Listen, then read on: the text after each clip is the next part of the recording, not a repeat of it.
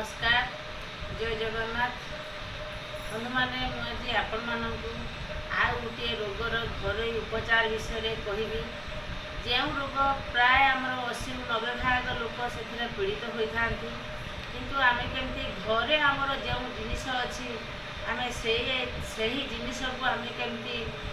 कार्य लगाई उपशम पाइपर खूब शीघ्र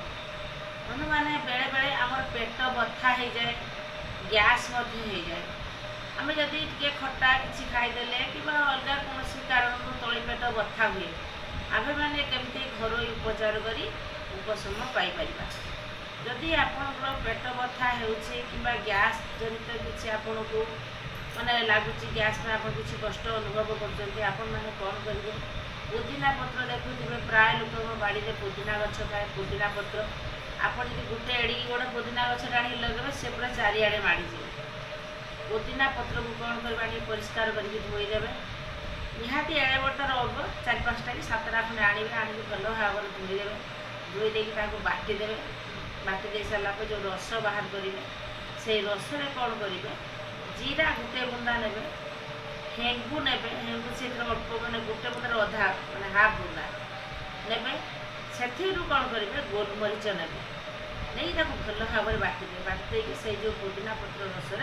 मिसई सेवन करेंगे देखो सबू आम रोषे घर जहाँ भरपूर हो रही है तेणु बंधु मैंने देख आदि आप गैस जनित किसी देखा दूसरी गैस में आंबिल हेकुटी दूसरी कि छाती अच्छे अच्छे जलुची माने पेट पूरा गुड़गुड़ हो झाड़ा परिष्कार हो आपण मैंने केवल पुदीना पत्र को आपण मैंने बाटिकी तार रस को पी पारे से कौन किसी मिसवा दरकार ना खाली पुदीना रस को पी पारे जदि तली पेट बथा होता पुदीना पत्र रस सह जीरा हेंगु गोलमरीच अति कम 4-5टी गोलमरीच ने हाफ बुंदा हेंगु ने जीरा गोटे बुंदा ने भल भाव में बाटीदेवे बाटी पुदीना रस सहित मिसई सेवन करेंगे देखिए आपड़ एमती 2 दिन कि 3 दिन सेवन करूँ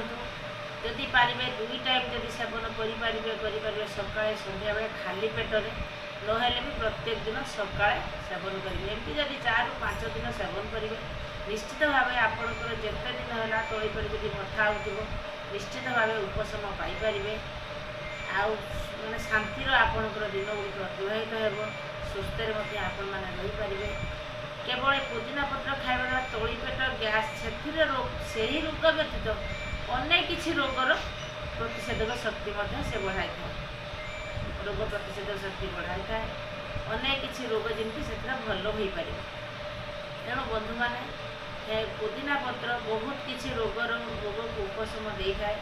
तेणु बंधु मैंने पुदीना पत्र को भूलु ना पुदीना पत्र को आनी घरे घरे लगातु बाड़ी में लगातु